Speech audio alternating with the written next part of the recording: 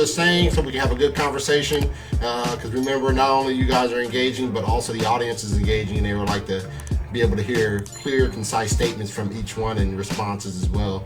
So with that said, I'm going to go ahead and get out the way of you guys and go ahead, take over. We got about a 40, I don't know if you guys want to go longer, let me know, 40-minute discussion. So you guys got the stage. Matt, I can't hear you. You're muted. Matt, I think you're muted. There we go. There you go. So Tom, I got a question for you. Are you a festinator? I have no idea what that is. What is that? The involuntary inclination to walk quickly. You talk so fast, I'm assuming you're also a festinator.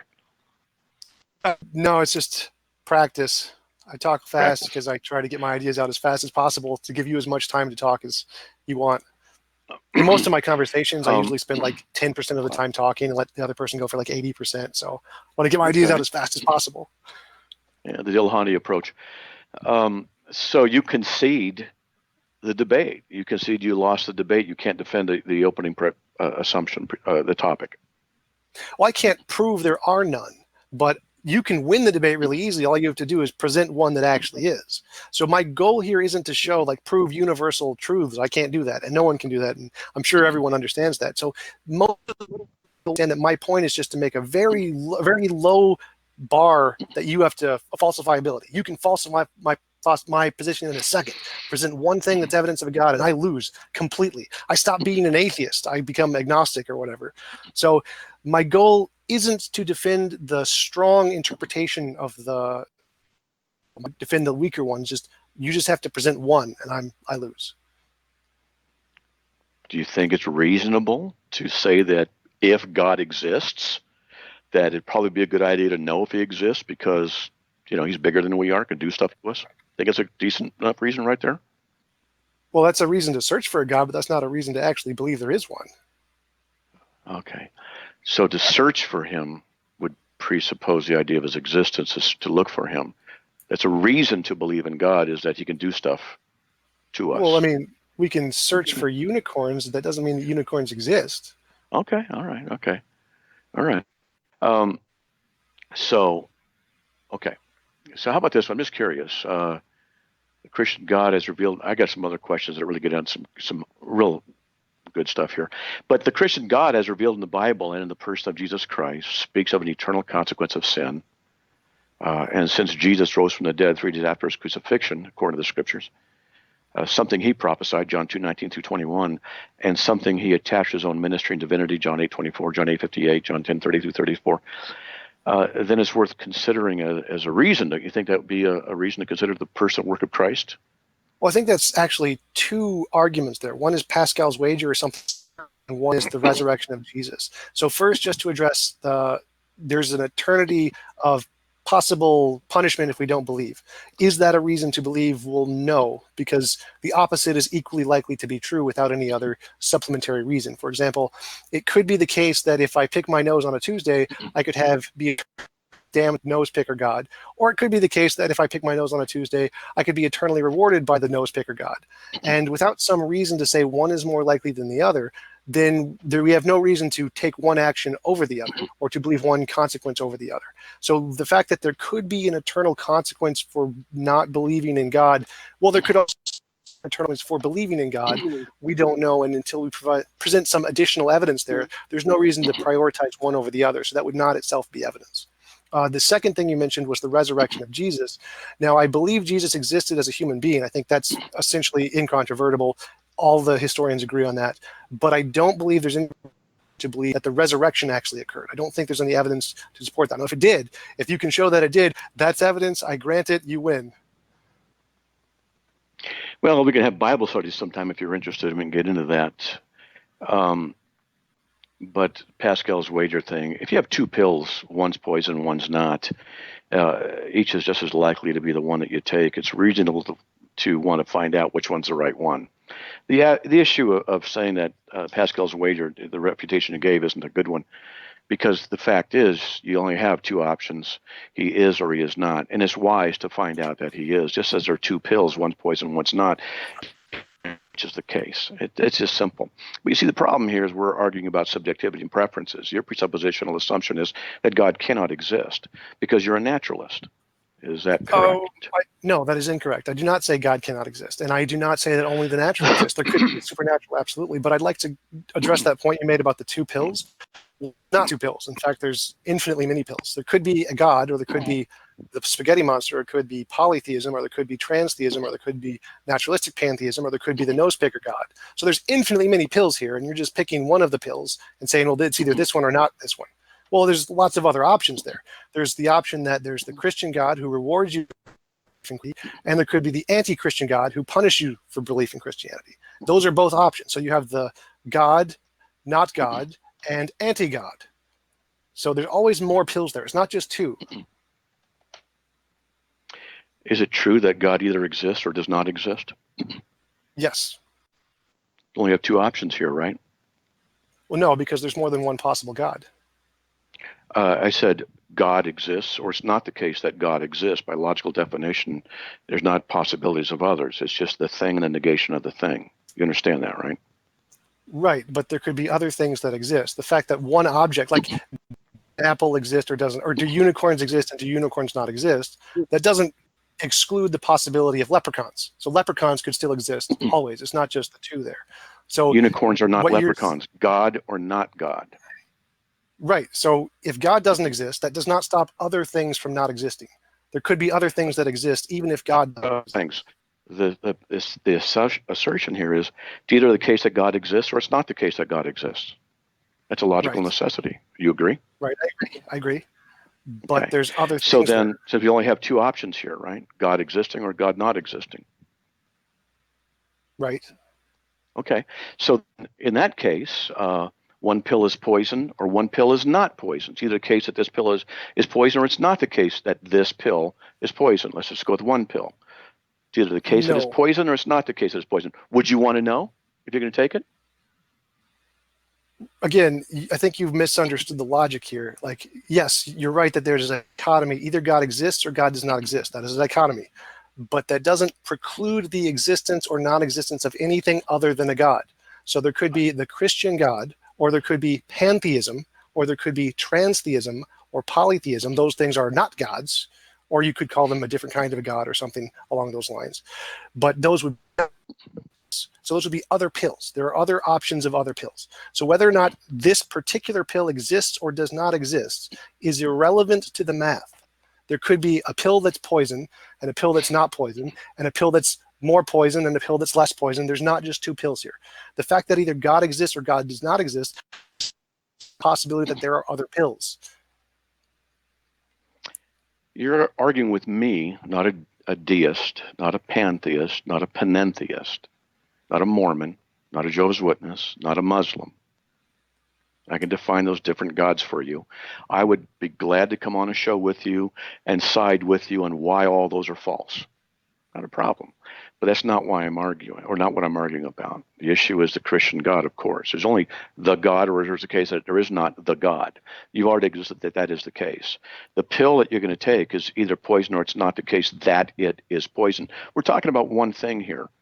You're saying, well, that doesn't mean that other things don't exist. A cup, I agree. But we're not talking about taking a cup into our body or dirt outside or a plane across the continent. It's just simply one simple thing. And what you're trying to do, what you have to do from your position, is cloud the argument and obscure the logic in order to try and get out from underneath the necessity that there is. Because if there is only one pill, it's either poison or it's not poison, it is worth finding out whether or not it's poison or not, because there's a consequence. God either exists or it's not the case that God exists. It's worth finding out because there's a consequence to his existence related to you. Simple. Right. I agree. Then you just conceded again. The problem is that there isn't one pill. That's false. That is provably false, that there is not just one pill. I didn't say there was just one pill. If I have one pill in my hand and I can say this pill is either poison or not poison, how many pills am I holding in my other hand? Well, we're not talking, because it's not talking about that. One pill in your hand, is that pill poison or not? That's the topic. Right. But that doesn't tell us whether or not there's any pills in my other hand, right? There could be, there may not be. It doesn't tell us anything. It's irrelevant. Exactly. That's the pill you're going to So, take in your hand. no, that's the false part. That's the part that's logically false. I don't have to take that pill. I can take all of these other pills. There are all these other options other than the God. So, for example, All the God, other there could pills be a God. are no good. I'll stand with you and argue against those other pills. Right? We're No, not I'm talking saying those about a pills bunch are of other equally. pills. Come on, think. No, I am. God That's my exists, or it's position. not the I'm case that defending, God exists. right. I'm defending those other pills. So I'm saying those other pills are equally non-poisonous as your pill. Those pills are equivalent to your pill. Now, I think they're all nonsense, including yours, but those other pills are equally as supported as your pill. You agreed it was either the case that God exists or it's not the case that God exists. The one God. Yes, and it's You agree. That's a logical necessity. yes, I agree. Okay. Based on that logical necessity, the one God, it's reasonable to say that we should know if he exists or not. Because, not to be mundane about this, but I'm going to just say it this way, he's bigger than us and he can judge us. Okay? There's consequences. There's some things he can, all right? So God either exists or it's not the case that God exists. You've already conceded that. Okay? Right, I agree. I agree. Right. And I'm just trying to show you an analogy. There is a pill. By definition, I said a pill. There is a God, the one I'm going to defend. There's a pill. Yes, there are other pills in existence. Yes, there are many other pills that actually exist. But that's a different topic because this is only the one pill that relates to the one God. The God that exists, or it's not the case that the God exists. One pill, one God, by analogy, make it easier. That pill is either poison or it's not the case that that pill is poison. That's a logical, consistent statement. Is it important for you to know that that pill is important? Is it a reason for you to know that that pill is poison or not? Yes, there is a reason because it could kill you, harm you, make you sick. Well, again, the question is do I have a reason to believe that pill is either poison or not poison? Now, of course, we want to know if it's poison or not poison, but that's not a reason to believe it is poisonous or is not poisonous. I agree we want to know, but do we have a reason to believe the pill is poisonous, or do we have a reason to believe the pill is not poisonous? This is an illustration of logic. It's either the case that it's poison or it's not the case that it's poison. Right. That's just it. Now you say, is there a reason to believe that this particular pill is? That's not the argument. It's true logically. It either is or is not. I hand you see with me, you would be able to trust me. Yeah, that's where this blows up in my face. I'm going to hand you a pill. Hey, is it poison or not? You're going to go, of course you're not going to do that to me because you can trust me, right? All right. Let's say an ISIS member from Islam, and we can go and I can teach on Islam how bad it is, how evil it is. They want to kill you, they want to kill me. They hate atheists, okay? They hate atheists, they hate Christians. I don't know which one worse. Okay, so he comes in and goes, he's got you tied up. He goes, take this pill. It might be poison or not poison. You've got a reason to believe it could be poison. Is it important for you to know? Yeah. It's not the case that leads all to this. It's the issue is, if it's poison or it's not the case that it's poison, there's a reason for you to know. Because it has a consequence. God either exists or it's not the case that God exists. Yeah, it's important for you to know if he exists because there's a consequence if he does. Do you know the difference between epistemology and ontology? Ontology from the Greek ontos has to do with nature and essence of a being. Epistemology comes from pistis, which has to do with knowledge. And epistemology and ontology are related. I think therefore I am is an ontological statement that presupposes ontology and then goes into epistemology as a conclusion based on ontological essence or relationship. Right. So if we have a reason to want to know if God exists, that's not a reason to believe he does exist or does not exist. So we have a reason to want to know, that's an epistemological claim. But if we have a reason he does exist, that's an ontological claim. Those are two separate things. Would you agree? They're related, and I would say that to a degree, yes. But the point is, God either exists or it's not the case that God exists. You agreed? Since he can judge us, is it important to know if he's existing or not? Yes, but whether or not it's important to know whether he exists. Over. Is it a reason to believe lost it. You said yes. No. Again, you're confusing epistemology and ontology. Yes, it's recorded. Yes, because you misunderstand the question. So you're confusing epistemology and ontology. Do we have a reason to want the brick in your backyard? Yes, that would be very beneficial. Is that a reason to believe there is a gold brick? No.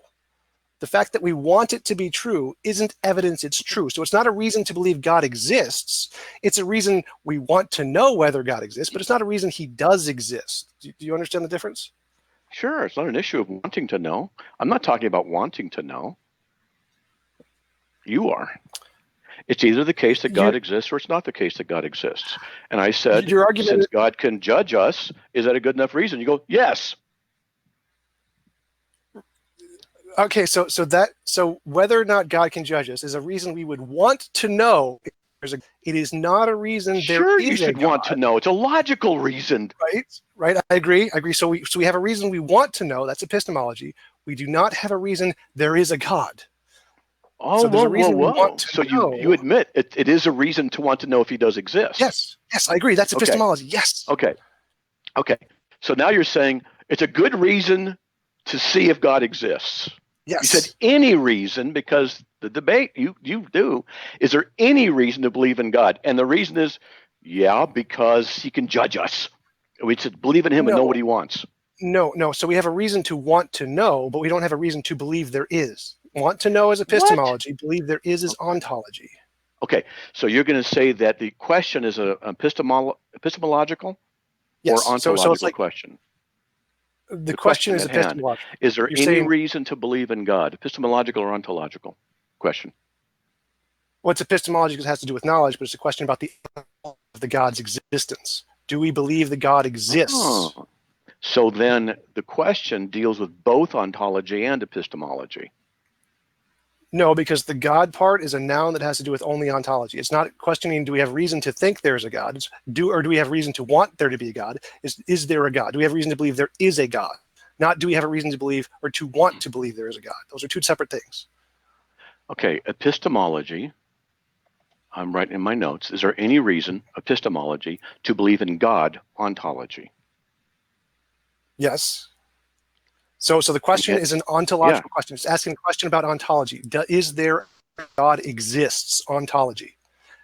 Whether or not we want the God to exist, that's purely epistemological. It has nothing to do with ontology. We could want it to exist regardless of whether or not it does. Those are separate questions. Any reason can include want, but it can also conclude logical necessity. I can want there to be a gold brick in my backyard. Is that a reason to believe there is a gold brick in my backyard? Yes, it's a reason to believe that's there. You can want it because it may be the case that it's there, but I have to go check to see if it is. The fact that I want it to be there is not a reason to believe it is there. Those are different things. I don't know. See, you don't understand what let me unpack it. Desires are never by themselves unless you're mentally deranged. We have our beliefs, we have our sets of assumptions in a set of other things. I want there to be a new car out in my driveway when I get done with this debate. Now, I don't believe it's going to occur, but it's certainly possible that it could, because I have a lot of people who love me, which does not make any sense. I don't know why they would. And I've mentioned, hey, I might need a car. So it's possible it could be out there. So there is a relationship to the desire and the actuality. It's a possibility, but it doesn't mean that my desire creates the reality. No, you listed a reason. You said there are people that love me, and that I said I wanted a new car. Those are reasons. Those are reasons to believe there could be a new car, because those give you logical possibilities of it appearing. The fact that you want it alone with nothing else gives you nothing. It's not a reason to believe there's going to be a new car. You have to add those other reasons, right? So I'm saying the same thing applies. Facts are not facts by themselves. Okay, so I'm saying the same thing applies to your example. The fact that we want there to be a God, or want to know whether or not there's a God who's going to punish us or not, is like you wanting there to be a car in your garage. That alone isn't good enough. You need that other piece, the piece of that there are people who love you and that they want to give you a car. Those are reasons. But you don't have those for the God example. You want to know whether or not there's a God who's going to punish us. So we have that want. Ontology is related to epistemology. Do you understand that, right? They're separate fields. Yes, they relate to one another. Everything in philosophy relates to itself. They're all branches of philosophy. So, but they're separate fields. You can't conflate one of the other. Well, they blend over. I mean, you have an ontos, you have a nature, you're a human, you can think, and so therefore you can know things. So that Yes. your ontological nature of being human means that you have the capacity to be rational, as an example. Without Right. that That's all ontos, you ontology. can't have that. Well, everything you just listed was ontology. There's no epistemology there. No, you can know things, how you know things, because it's a process of the mind. Knowing is a process of the mind. It's an abstraction. Right. That's ontology. That's not epistemology.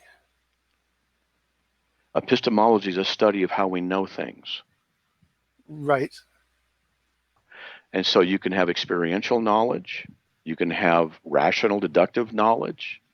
You can have intuitive knowledge. You can have scientifically based knowledge. You can have mathematical knowledge. You can have knowledge based on, if I love my wife, I will do certain things, and I can convey that knowledge to you. There's knowledge of training, knowledge of habitual development. There's all kinds of different kinds of knowledge, and they relate to the thing. Like, for example, martial arts. I took martial arts for years. Training, how to do something. That's not a good example. Let's get back on track. Epistemology relates to ontology. You're a human being, and therefore you're able, because of your nature, you're able to study and learn and ask questions and learn about things. You could not do that if you weren't a human being. If you were a cat, you couldn't do it. Or a doorknob, you couldn't do it. So ontology relates to that and how you're able to relate them. Everything in philosophy is related. They're all branches of philosophy, but they do not correlate in the sense that you're trying to describe them. But let's go bring this back to the example itself. So the fact that we want to know the God that's going to punish us or give us rewards is not itself a reason to believe there is a God who is going to punish us or not going to punish us. Just like whether or not we want to know there is a car in our garage is not a reason to believe there is a car in our garage. You need something else. Do you follow what I'm saying? It's not an issue of want. You're misrepresenting the. How so? What do you mean? It's either the case that God exists or it's not the case that God exists. Yes. Okay. All right. So by definition, we have to define what God is. I'm only arguing the Christian God. The Christian God judges. Yes. Okay. So since he judges, and since Christian God exists, and our universe depends on him, knowledge depends on him, information depends on him, then it's a reason to know him. So a reason to know him is not a reason he exists. Those are two separate things, remember? A reason to want to, a reason to know there's... The question under discussion, is there any reason to believe in God? Right. To believe. That is an issue of desire, unless you want to say your beliefs aren't your own and you don't make choices to believe. And if that's the case, and nothing that you believe is of your own will, then you're an automaton, a determinist. So your beliefs have to be your own by your exercise of your will. And that is because of a desire and or intellectual machinations, the product of what you are. The debate title is there any reason to believe? Now, define for me what you think belief is. Well, I think you're focusing on the wrong word here. So when I say believe in God, I mean believe God exists. That is what I mean by those words. Is there a reason to believe God actually exists? I'm not saying, is there a reason that we want to believe there's a gold brick in the backyard? If you want to count that as a reason, okay, I'll just grant that and call that a different kind of reason. You're not addressing my point. So my point only concerns, is there a reason to believe God actually exists? Not, is there a reason that we could want him to exist? Okay. So like, you're changing the title, the debate topic then. No, I'm clarifying. So my position was never, we could want God to exist. I can grant that immediately. Sure, I can want there to be going to give me eternal life. Sure, that isn't a reason to believe he actually exists. So my position has always been, is there a reason to believe he actually exists? That's what I mean when I understand that sentence, always. So you maybe interpreted it in a different way. Well, that's one of the issues of clarification, isn't it? Because if we're going to discuss that, you're saying, is there any intellectual, logical reason to believe that God exists? Sure, I would go to reason. I wouldn't say intellectual or reasonable. I think those are specific to a certain category. Because you can come up with other reasons, maybe. But yeah, you want logical reasons? Sure, from my criteria. that I don't Okay. know about that's illogical, and that could be a reason. So I'm not going to rule that out. But so I just want to focus on, is there reason to believe God exists? Okay, let's nail down what the reason is. Is there any reason? So logical reason, experiential reason? I'd go with ontological. Is there any our epistemological reason to believe God ontologically exists? Is that clear enough? Okay, say it again. Sorry, because I was thinking ahead. Is there any epistemological reason to believe God ontologically exists? Any epistemological reason? What do you mean by epistemological reason? Ways to know, like you defined it, just the study of the ways to know things. The ways to know things. So is there any way to know God exists?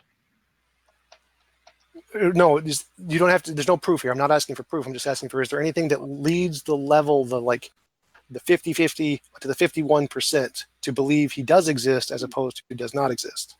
Well, I'm just trying to understand. You said epistemological reason. I'm only trying to understand what that means.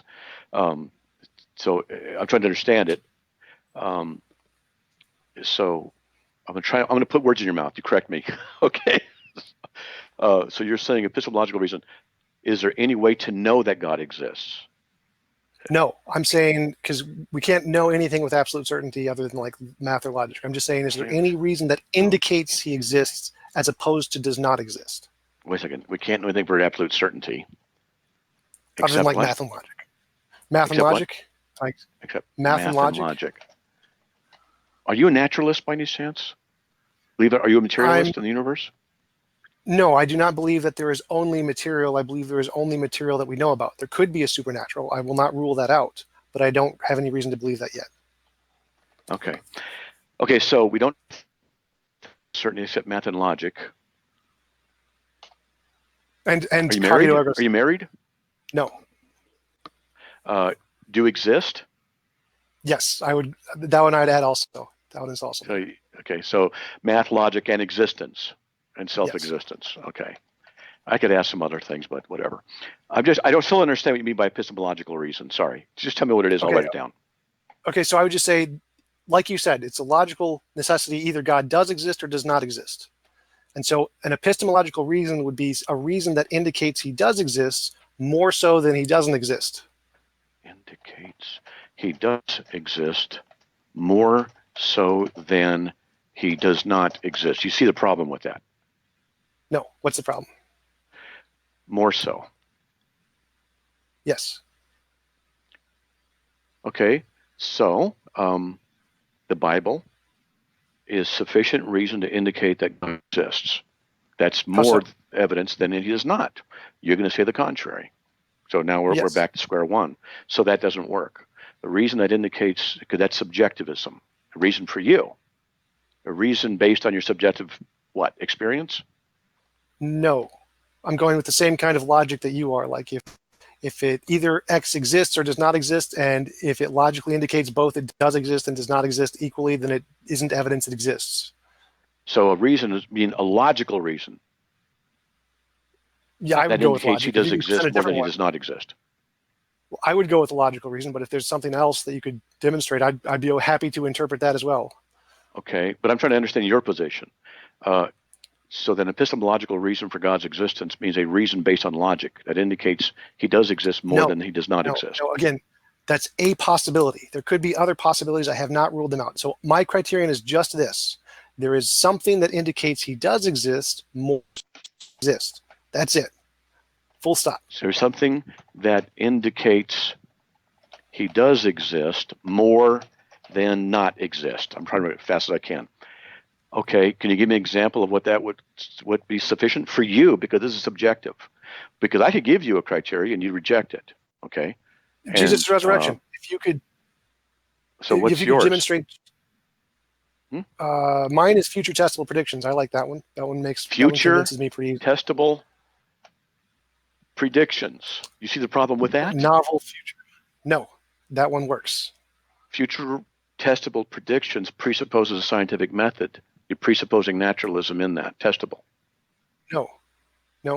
You can test the supernatural. How do you test God's existence? repeatedly. Well, you can And test. how do you differentiate that a repeatable test is something different than a naturalistic phenomena? You can't prove it with absolute certainty, and you don't need to. That's not what science does. So, for example, a supernatural thing, like a supernatural fairy or whatever, and I can make a prediction. If there is a supernatural fairy, then every time I do this ritual, the fairy will produce a gold brick, and I do the ritual and gets a gold brick. That's evidence of the supernatural. It's not proof of the supernatural, but it is evidence of the supernatural. How do you know that? Because it's a future testable prediction. That's the criterion of demonstrating the evidence that I just... A gold blick appears... A gold blick? Wow. Gold blick. A gold blick? Yeah. Yes. A gold that would brick. Also be evidence. What's that? That would also be evidence, like the magical supernatural blick. I like it. Yeah. We'll have to use that as the magical red blick, whatever that is. Okay, so a gold brick, you pray and say, may a gold brick appear in my hand. There it is. Now you believe in the supernatural. How do you know that it isn't just something that's naturalistic? How do you determine the difference? The future testable prediction. Like if you can make a prediction that I can't and it gets it right, then your hypothesis is more likely to be true than my hypothesis. It gives you evidence that X is true more than X is not true. That's evidence. Wait a minute. Future predictable. You brought up the gold brick. So if I were to say in 5 seconds a gold brick's going to appear in your hand, and there it happens in 5 seconds, does that mean God exists? Yeah, so you'd say something like, if God exists, then a gold brick will appear in your hand in 5 seconds. And then if we wait 5 seconds and a gold brick appears, that's evidence of a God. Yes. Okay. So that would be a reason to believe. Yes. It wouldn't be, it would like, all I'm asking for is just raise it by 1%. You don't have to do like a whole like proof of 100%. Yeah. But yes, that would raise the evidence. That would count as evidence. Yes. Yeah, you don't want to talk about percentage. That's a whole other problem. So future predictability. How about past predictability? I would still count that as like if you try to predict there is a fossil in this layer, like if evolution is true and the geological scale works, then we can predict there is a fossil at this layer. I would still call that a future testable prediction, even though it's about the past. Does that make sense? And I'm not sure what you mean by past. How about the crucifixion prophecy of Jesus in Psalm 22, written 1,000 years BC, and crucifixion did not exist at the time it was written? Or the fact that he's born in Bethlehem, Micah 5:2, or born of a virgin, and that is what it meant, the word virgin, because it's in the Greek Septuagint Parthenos, which means virgin, out of Isaiah 9:6, or of a certain lineage, a certain place, a certain time. Or the fact that in Daniel chapter 9, verses 25-27, that there's a prophecy of when the Messiah will come in to Jerusalem, and the weeks, it talks about the weeks, and you interpret it according to the biblical method, and you get 177,880 days, which is exactly when Jesus Christ came walking in on the thing. I mean, stuff like that. Which yes, that would all count. That would all, yes, that would all count as evidence. Is that evidence? If it was true, yes. The problem is that when I look at those and read into them, they're super vague and arbitrary, and you can interpret them in any way you want. Super like if vague? I said, yes. It's like a punk band. Yes. It probably is. So super vague.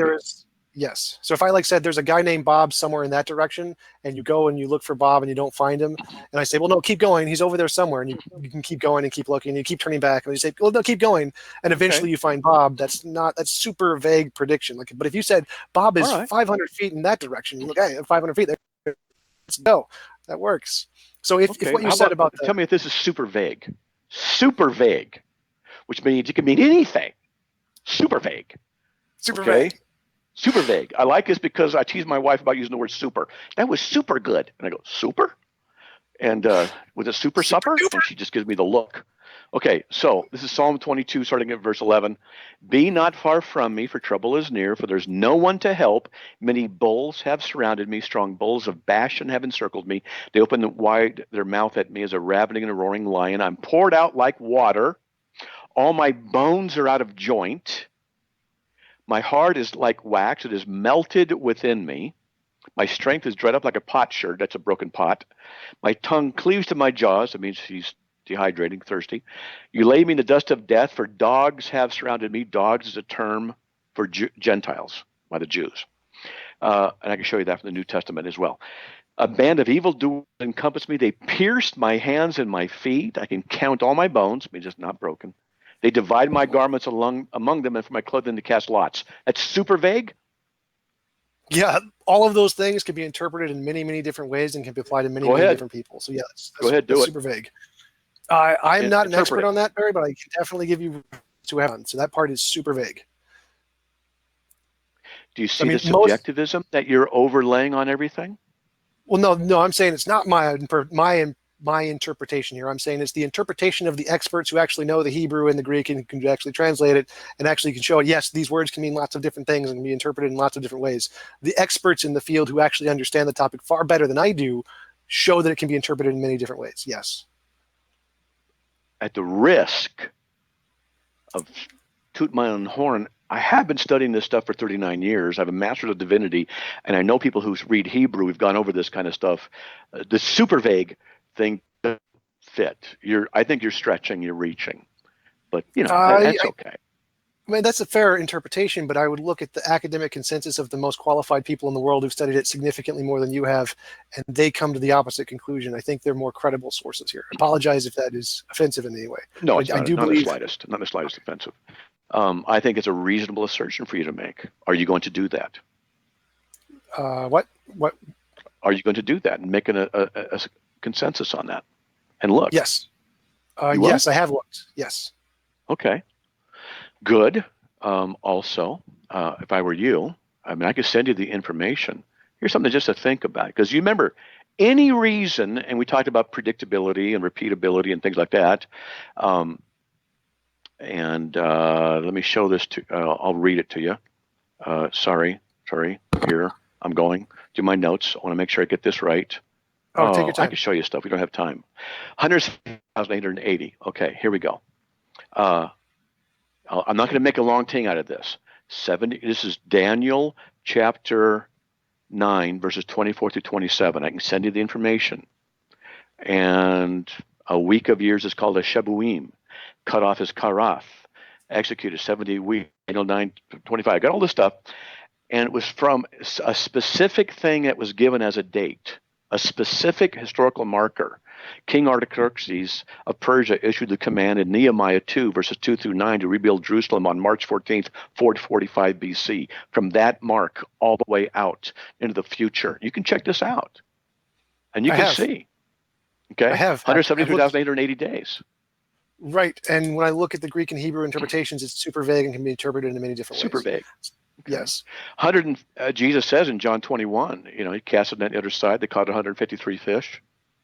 In the 4 separate Gospels, 153 the blessing from Jesus. And those 4 Gospels are written over 20, 30, 40-year period. I could say the same thing about any holy book where they do interpretations of numbers. Please do. Numbers I have. These analyses exist. You said you could with any other holy book. Please do. Yes, they happen all the time where these numerical analysis, numerical patterns. It's titled. They have like names for these in history of this occurring because it's so common. So I mean, it's like you know what I do for a living, right? You know what I do for a living. I challenge these things.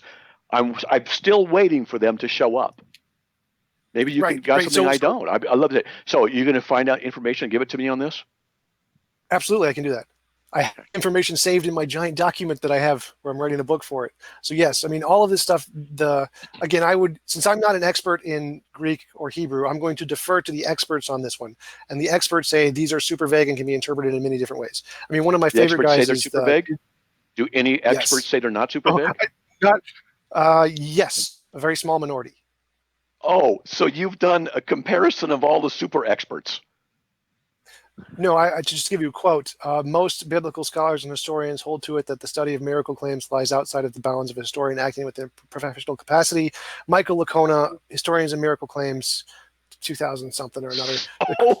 So? Yes, most historians and biblical scholars do not take this seriously. Most don't. I want to see a list of the most, for one thing, which I don't think you'll produce. And we could go through the historical reliability of the New Testament documents. We're off track, but I can show you this stuff because it doesn't matter. You're going to do scholar quoting. You're going to do just scholars that suits your position. That's all you're going to do. I show you something from the text itself, and you say it's super vague. It's not super vague. Your The presuppositions are consensus what's on- clouding you. Well, again, this is not me. I'm going off of the experts in the field on this one because I am not an expert in Greek or Hebrew, so I can't actually. I'm not qualified to judge that. The experts in the field who are qualified to judge that say it's vague. I mean, because if you were Just so right, you know, and these were Hebrew is Old Testament, Greek New Testament. right, and we're comparing like Old Testament prophecies that happened in the New Testament, correct? Old Testament prophecies that were then translated into the Greek Septuagint around 200 to 250 BC by the Jews. We have those copies, and so those things point to Christ. There's some fantastic stuff. So it's making predictions in the Old Testament that are fulfilled in the New Testament, correct? Yeah. Well, you're the one who brought up predictions. Right. So my argument here is that the experts don't agree with what you're saying.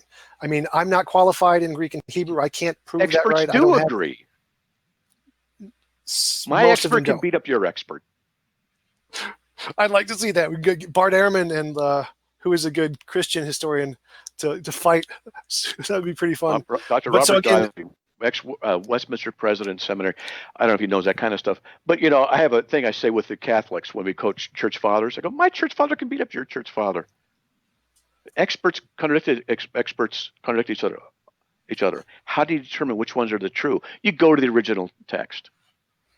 That's what you do. I could show you stuff. Sometime we could have a discussion when it's not a debate. I could just show you stuff.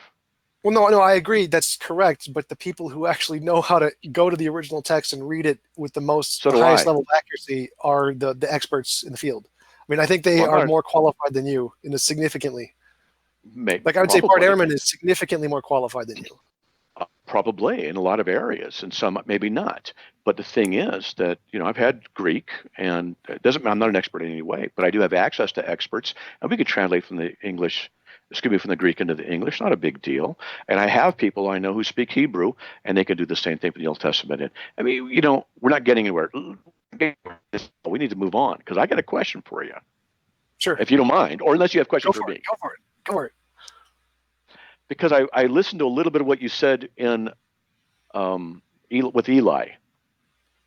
Eli Ayala. And if you ever talk to him again, you got to say that his last name sounds like an Arab death call.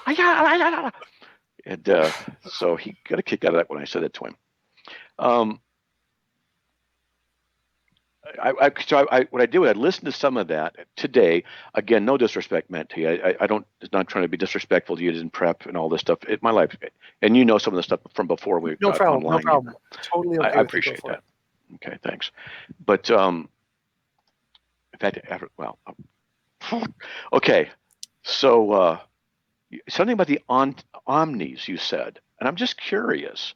Actually, I'm curious to know what you actually believe. That's a whole other thing. Because I don't know what you actually believe. You said,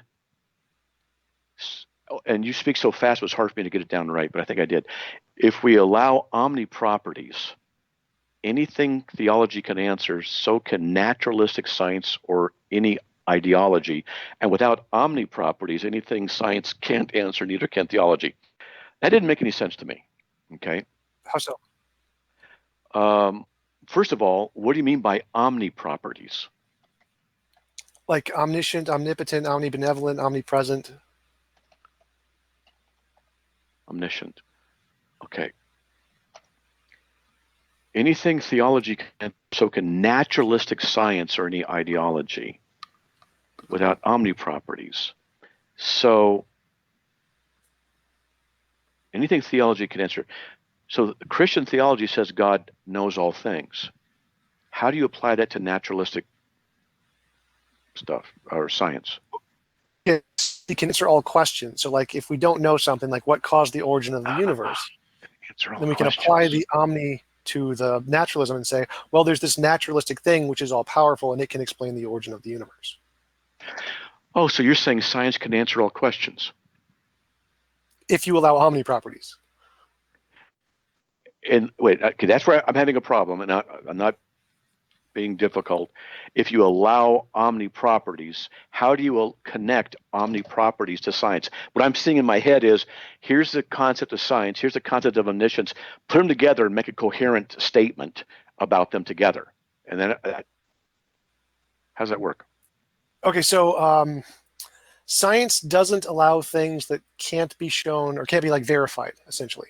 And so we can't verify omni properties. So normally they're not allowed in science. Science would not allow these. But theism doesn't have. Sorry, doesn't allow omni properties. It doesn't allow things that can't be verified. So essentially, but that's not an omni property. Correct. So I'm giving you, you explained how do I get to this. I'm trying to give you the background. Okay, I'm sorry. So science doesn't allow omni properties. It doesn't allow them. I agree with you. But theism does allow omni properties. It doesn't have that criterion that science has. Now, if we get rid of that criteria, well, we're not going to require just verifiable things, and we can add more stuff that isn't verifiable, then we can also use these omni properties and say, well, naturalism has there's all-powerful aspect of nature that we haven't discovered yet.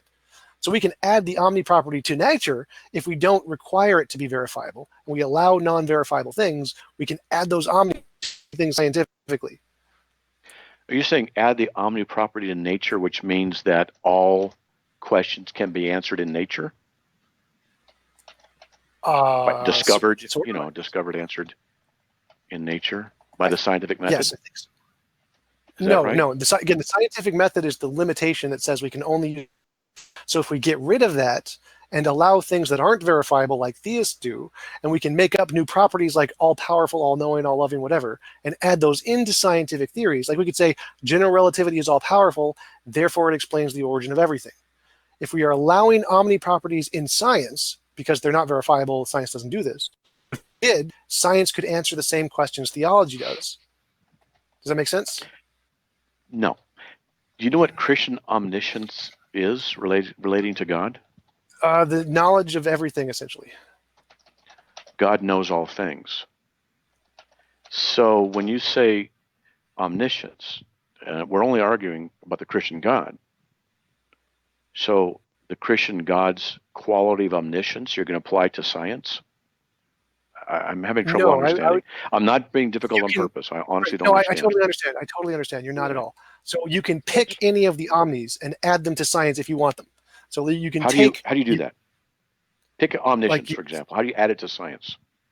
Well, you could add that to science and say there's a certain kind of naturalistic or pantheism where the God or nature is divine, and you can say it has some divine nature which is conscious, and say has omniscience and knows everything. That would be one way to do it. So you're saying science is... I'm sorry, you cut out what? Science is pantheistic. All nature is divine. That's pantheism. No.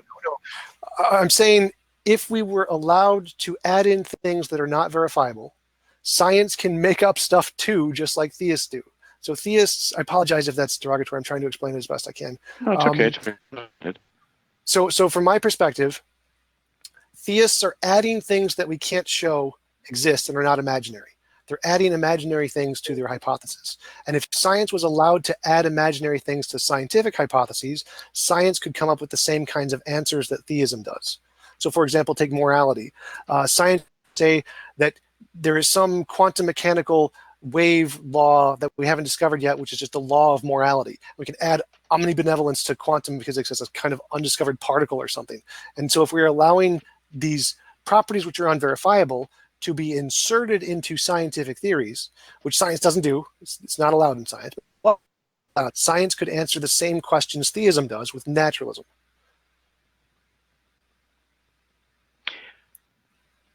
Science can answer the same questions theism does using naturalism? If we were allowed to add up made-up properties, yes. If we were allowed to make up stuff in science, we can always answer. Okay, I'm not getting you. You and I probably could have a conversation on an app for an hour just on this. I have to ask all kinds of questions.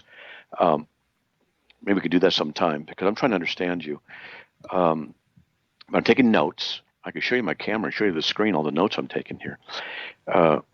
Science does not allow things that cannot be verified. Yeah, that's the scientific method. The scientific method says... Yes, it does. So if we don't have that, and the science is not restricted by that, right, it does. But if we get rid of that criterion and science can just make up stuff as whatever it wants, it can just make up moral particles and other whatever we want, and ziggly woogly booglies that just explain everything. So if science does assume things it can't verify. Like what? Uniformity of nature. It doesn't assume that. Yes, Nature it wasn't does. It uniform. assumes that everything's going to operate the same way. That's why you do have science and repeatability.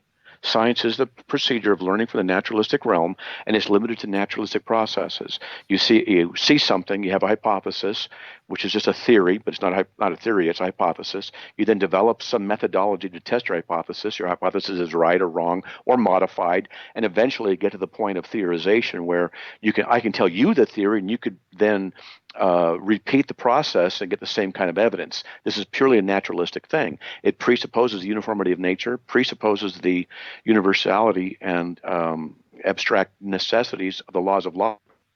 It employs its methodology. So it's a philosophy. No, we can actually demonstrate the laws of physics changed over time. They weren't the same. They haven't always been the same. Like the law of gravity used to be repulsive rather than attractive. Time bends and shifts all the time. They aren't always the same.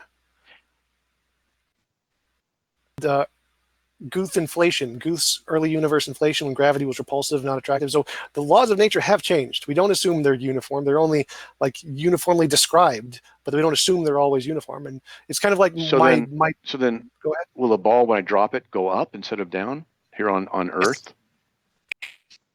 Mechanics. I'm sorry? Yes, it can. That is a possibility. It's called quantum mechanics. Do you understand quantum mechanics? Have you read any books on quantum mechanics? I have.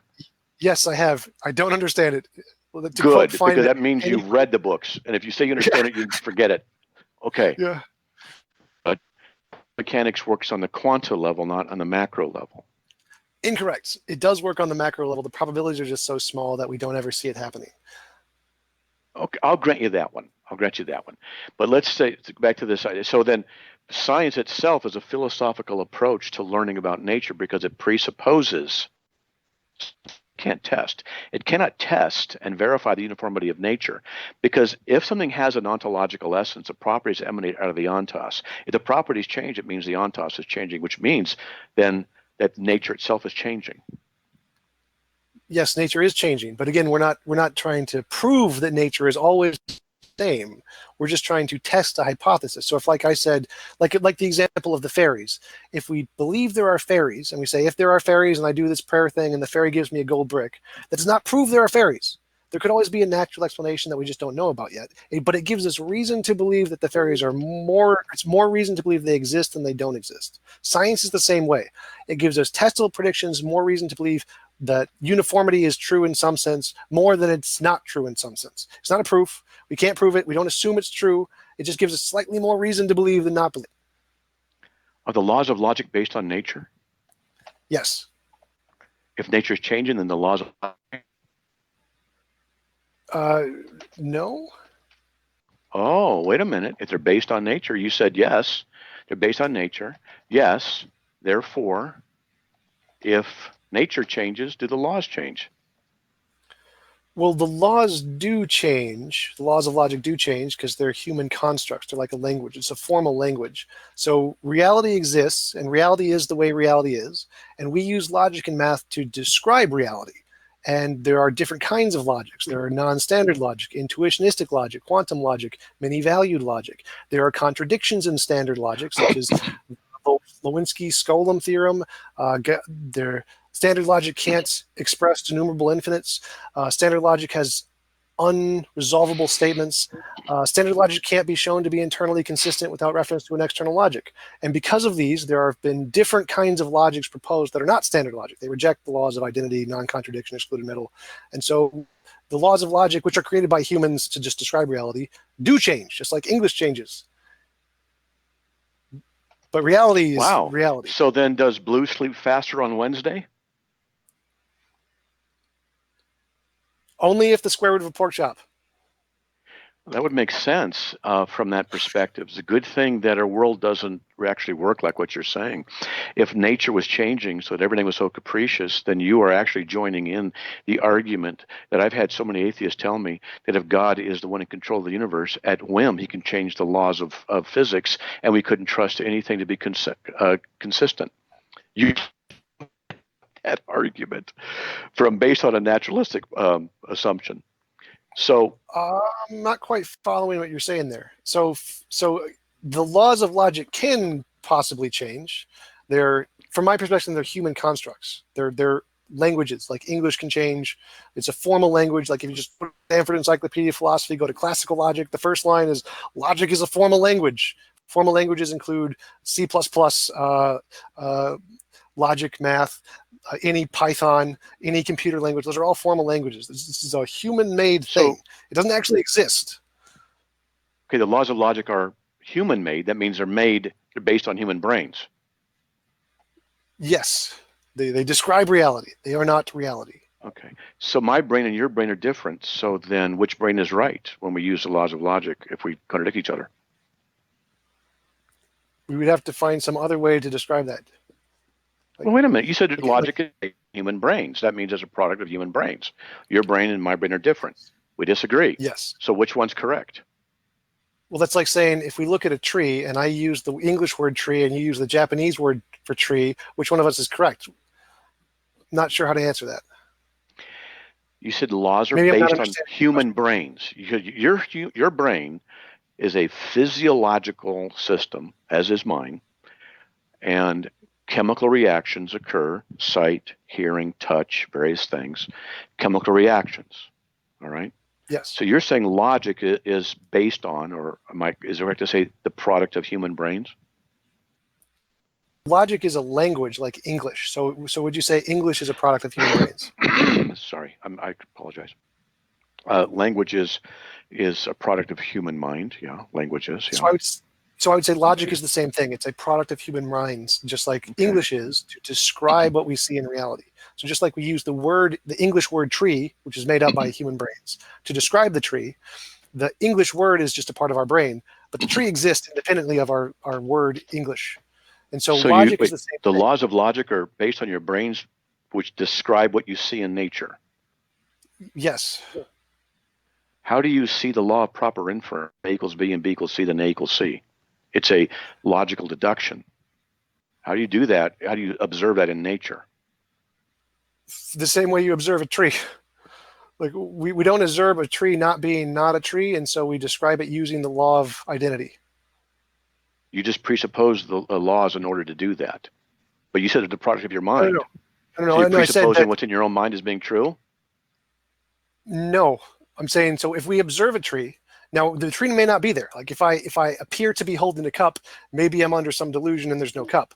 But if I appear to be holding a cup, then I can describe this appearance with the laws of logic. I can say it appears to me I am holding, so not this cup. Now this may not be true at all, but it's a description of what it appears to me that is occurring. But a description, or talk about logical, what I brought up was the law of proper inference, which is deduction.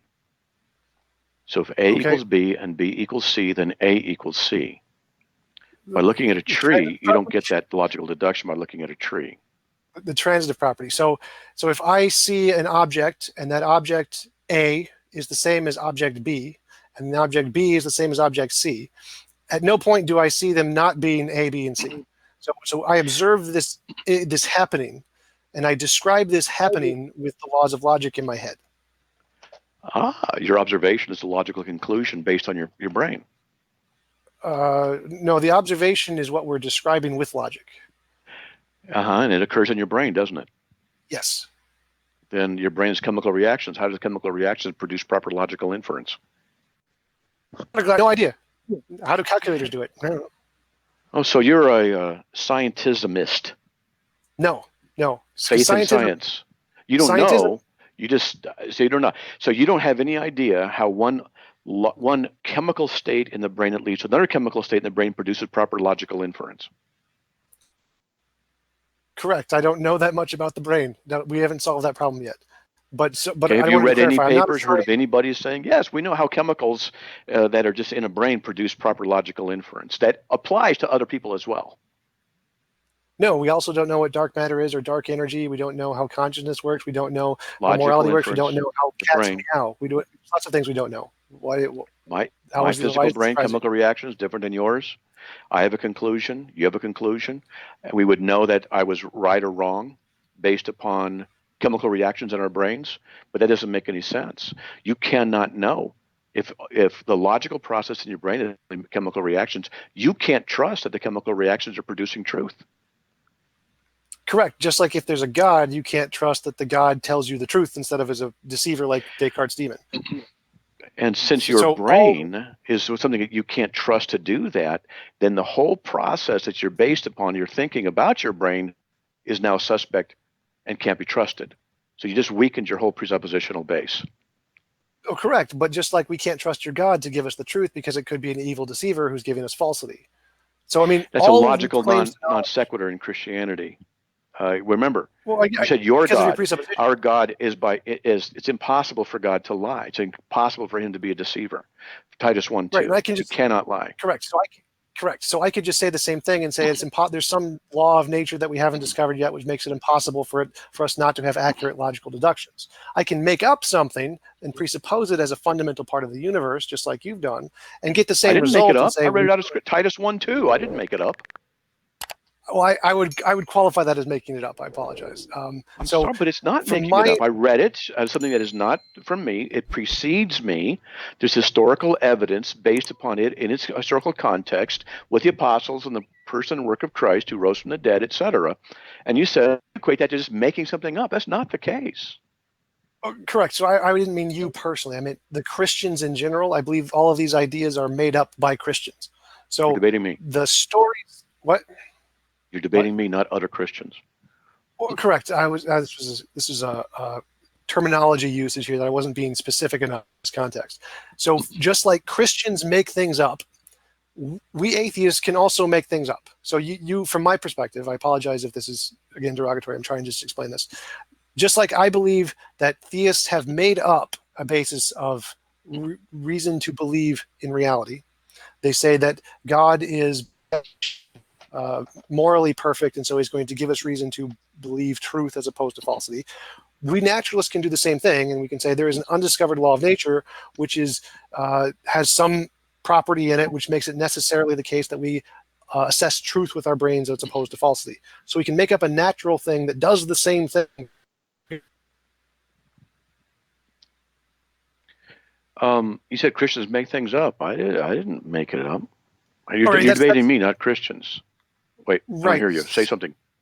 Can you hear me now? There you go. I hear you. Sorry. Okay, so from that was just my interpretation of gave, which is the Cartesian circle. It's called the Cartesian circle. It's a known fallacy of vicious circularity. It's in fact, it's the textbook example of vicious circularity. It's called the Cartesian circle, where you say that we can believe truth because God gives us truth. That argument, we can use the same thing, replace God with a natural law that we haven't discovered yet, and get the same result. Okay. Replace God with a natural law. So you're a naturalist. No, I'm saying this is a possibility. I'm saying naturalists could do this and get the same result. But we're not a naturalist.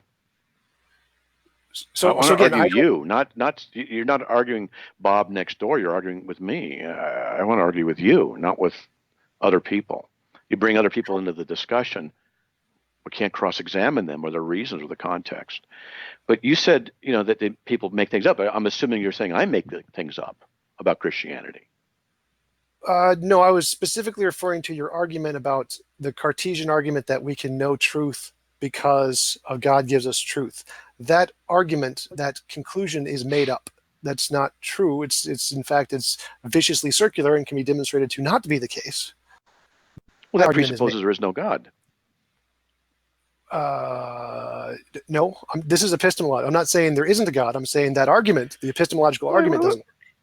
You see, you're not saying there is no God, but you're arguing as though there isn't a God and saying that we're making stuff up about God that you're saying really can't exist. No. God may or may not exist. It could be the case that God exists. Now let's just put that aside for a moment and say there's this argument that you created. Penguins are red, therefore bunnies exist or something. That argument is a bad argument whether or not God exists or not, right? Would you agree? Yeah. Okay, so the argument you presented that we can know truth because God has this particular nature to give us truth, that is a bad argument. Not whether or not God exists, that argument is a bad argument. It's a good argument. The only way to know something for absolute truth is if an omniscient being gives you that knowledge. If he knows all things and he tells you what is the truth, like Jesus, God in flesh, according to John 1:1 and verse 14, Colossians 2:9, Philippians 2:5-8. See, I can talk quickly also. And he's the one who said in John 14:6, he said, I'm the way, the truth, and the life. Nobody comes to the Father but by me. That if he's God in flesh, that's an absolute truth statement then. Then if it is that he is who he said he was, then that would be knowing absolute truth. But you wouldn't know that because the chemical reactions in your brain produce things that you don't know if are true or not. You can't argue against me because I could just say, like I said to Delahanty, your brain made you say that. Well, I could just say the evil deceiver made you say that. So to try and explain this, I got you first. Your brain that is not logically necessary that the question that you're proposing is valid. Hey, that's how it works. You see, I have something outside of myself. The scriptures, I have something that's verifiable. Old Testament and New Testament. I have stuff that's verifiable time-wise as being separated by hundreds of years and written by eyewitnesses. I have ways of verifying this kind of a thing and presenting arguments for this. But you're the one who has said earlier that basically your brain is chemical reactions and you're going to produce knowledge out of your chemical reactions. And I ask you how you know these things are true, and you don't. No. That's my argument is that just like you say there's this thing outside of you, which is a God, and this God gives you a justification for believing the laws of logic, I can say there is something outside of me, which is a law of nature we haven't discovered yet, which tells me that the laws of logic are absolute. And so I have an equally absolute reason to believe they're absolutely true as you do. So you appeal to what's not there. I appeal to what is there. Not discovered. That's you. I have the Bible, the Old Testament prophecies, New Testament stuff. I have the book of Acts written roughly 60 AD. Matthew, Mark, Luke written before them. I can go into all the logic of this, written early on, and the documents are very well preserved. I don't know if you know that, but they're exceedingly well preserved. I mean, we could discuss these things and about people making stuff up. Let's make it up that Jesus rose from the dead. It'll cost us our lives, our wives, our children, and torture and everything else. Let's make it up. Come on. Your questions make more problems than they solve. Right. I could write this down and then have a piece of paper that says this is true, and we're on equal footing. Really? You do that from 66 different books written over a 14 to 1600 year period, 3 different continents, 3 different languages, and you have in there codes and patterns, which I haven't even shown you yet exist.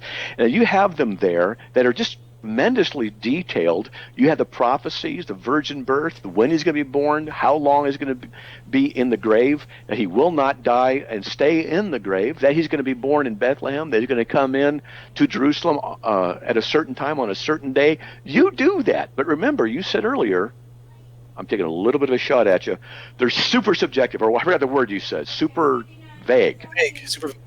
Super vague. Correct. If you're right about that, then that is evidence. You're right. You win the argument. Problem is that the experts in the field disagree with you on that, and I'm not qualified to disagree with them. I'm going to defer to the experts, and they say that is incorrect.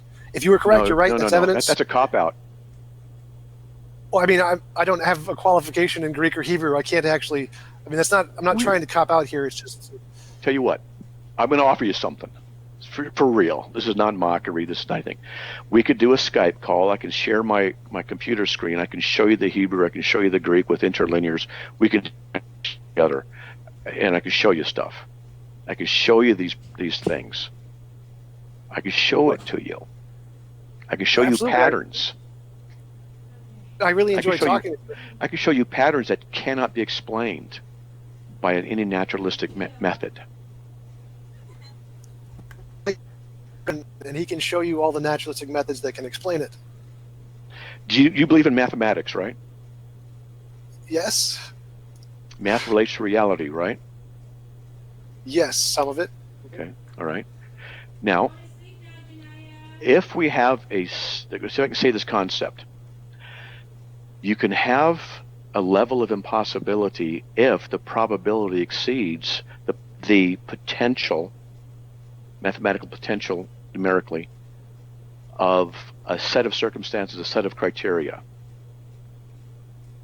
If, for example, the universe is 18 billion years old, and if every particle in the universe were changing its state at the maximum possible state that it can according to physics, for 18 billion years, you only have 10 to the 138th power events in the entire known universe. Every particle changing its rate or its state at 10 to the 40th times per second for 18 billion years, every particle in the universe, you have 10 to the 138th power occurrences. Okay? Okay. If something exceeds that, would you say it's equivalent to zero? Say an odds of something forming, occurring, are 1 times 10 to the power. We'd say no, it's zero, right? No, it's 1 to the 10 to the 28th power. That's not zero. It's 2,000th. That exceeds the 138th power. Okay, so that wouldn't be zero. That would be 1 to the 38th power, whatever number you said. 10 to the 2,000th power. 10 to the 2,000. Right. Zero. That's 10 to the 2,000th power. 1 in 10 to the 2,000th power. Yeah. It comes into the field of impossibility because it exceeds the natural potential of the resources that are mathematically there and available. No, I can no. That would be like there's a couple things I want to bring up there. One is that it applies if what you described is the extent of all natural things, which is not. So there could be that would be describing all of the known natural particles. But there could be other things that we haven't discovered yet which drastically increase the number of particles, like antimatter particles, like dark matter and dark energy. There could be in quantics, and so that number only applies if you only include the known natural particles and think that's it, we've discovered everything, which we haven't. So there's lots of stuff out there that we haven't discovered. In fact, there's new theories by Sean Carroll, Nima Arkani Hamad, of natural things existing outside of space and time. So there's a lot more stuff out there than just those things. And even does he prove that those things exist outside of space and time? No, it's hypothetical. So if you God exists outside of space and time, the Christian God. So is that potentially okay as well? Yes, potentially, yeah. There's another reason to believe in him. Since if you're going to cite someone as evidence for your position, and I cite the same principle and apply it to God, are you going to have a double standard? No, I wasn't citing that as evidence. I was just citing that as a possibility. That was not evidence. Oh, possibility. Okay, so what you're doing is arguing from what you don't have. Well, that wasn't an argument. That was just an example of things that could exist outside of our known universe. So I was just saying things can exist outside of our known universe. That was it. That was the only argument there. So the point being that it's possibility. I don't deny that possibility as long as there are no contradictions in God's property. But your example said there is he wouldn't be self-contradictory because he would be what he is. Something is what it is that is not what it is not. The law of identity, which you would concede is true. And if God exists, then he can't be internally inconsistent. Otherwise, he wouldn't be existing in his ontological nature. Right, which is what I'm saying. He doesn't exist because he's contradictory, because his ontological nature is self-contradictory like a square circle. That would be my argument. But I wanted to bring up your point. So many questions I got to ask you. Wait, go back. I want to go back. So you said there is a possibility of 1 in 10 to the something occurring. Right? Yeah. That means that, like, if we have a deck of cards, the probability of getting a royal flush is, I don't know. I don't remember the actual numbers. But it's 1 in whatever it is. And any kind of combination of 5 cards of the deck has the exact same probability. So no matter what, every single possibility has the exact same probability of 1 in 10 to the 2,000th power. Every possibility. They all have the exact same probability. So whatever happened in the universe is going to have a probability of 1 in 10 to the 2,000th power. So your possibility of it occurring is the exact same as whatever actually occurred. You need to study information theory and what it is, probability issues as they relate to the. How do we get into this? Well, so information theory was invented by Claude Shannon in a paper in, I think, 1953 or something, where he introduces information theory in the form of any kind of stochastic system that can create a discernible pattern is a form of information. And he was an atheist. So information theory is grounded in atheism and just numbers. Stochastic system means random. So it has nothing to do with the mind. Sorry. There's no requirement there for he presupposes logic in order to do that, which you can't account for in an atheistic worldview because your brain is just simply physically producing chemical reactions. We already went through that. But I think, again, the issue of information theory has to do with energy and complexity. You have to have specificity in the complexity. simply an issue of a mathematical probability and each thing's equal. You have to have arranged information, and we recognize what that is. But hey, we're digressing into information, which should be another topic worth getting into. Quick comment on that. Specified complexity isn't a thing. It's completely made up. It has no basis in any kind of academic field. But to go back to your point, I disagree with you. I mean, I'm gonna go with the experts on this one in every field of biology and information theory and mathematics who completely reject the work of Stephen Meyer and I forgot the other guy's name. But William Dembski? I wanted to go back to your point. Dembski, yes. Yeah, he's got PhDs in mathematics and are just dismissed. Why are they dismissed? Because they don't fit their presuppositional base. That's what I see happening all the time with people who claim to have science, claim to have knowledge, because their presuppositions work. We get to the issue of presuppositions. That's where it's going to really hit the fan. Because the scientific method presupposes the laws of logic and the uniformity of nature. It presupposes it. If you're going to be naturalistic, you refute yourself. I don't even know what your real position is to attack that. So the reason Myers and Dembski's work is rejected is because they conflate Shannon and Kolmogorov complexity, which leads to a Berry paradox, and it literally the math doesn't work. But going back to what you said about the laws of logic, yes, we can explain them naturally. All right, y'all. We got about 5 minutes. We're gonna go about 5 more minutes, and we'll close it up. All right, so we can say the laws of logic exist as an undiscovered law of nature. They're just a part of nature that is just an undiscovered law that exists out there, if you want to. Yep. We can say that just like you can say they're a part of God's mind. So yes, we can make up an explanation that explains the law, just like the theist can. We just choose not to. So the more accurate answer is that the laws of logic are just a language and not actually existing, but that's a different point. So yes, the naturalist can also account for those. It's not just a God. You don't need a God to account for those. You believe in the theory of evolution? Yes. Why? Because there's evidence to support it? Yes, there is more evidence to support it's true than to support it's not true. Okay, I would disagree with you, but that's another topic. So you presuppose things because you have explanatory power based on the evidence that you observe. I didn't say I presuppose anything. I didn't say I presuppose anything yet. I didn't say I presupposed anything yet. You said you believe in evolutionary theory. Correct, but that's not a presupposition. Yeah, it is. A presupposition is something you believe. Have you seen one species evolve into another species? Indirect observation, yes. You have? Indirect observation, yes. Like there's multiple kinds of observation. So, in empiricism, indirect observation and direct observation are both forms of observation. So you could observe something indirectly and still observe it. So yes, we have. You don't know if the evolutionary macro is working with the issue of the information genomes and the genes that need to be formed and transferred. You know about the 3 types of information transference or development. You have evolutionary theory. There are 3 main types: reduction of gene information, or the copying or transmission of it from one organism to another. And the increase of information through increased complexity, yes. So increase, there's a reduction, and there's a nothing. There's no change. I know that you have not studied this very well. I have studied this quite well. Epigenetics. Sure. What's epigenetics? Changes to genetics that happen outside of the genome. Things that happen related to the external world, and not specifically genetically related to the ATCG. Good, very good, very good. So you do know. All right, so let's get back into this a little bit, because we're going to wipe this thing out here. I lost my train of thought.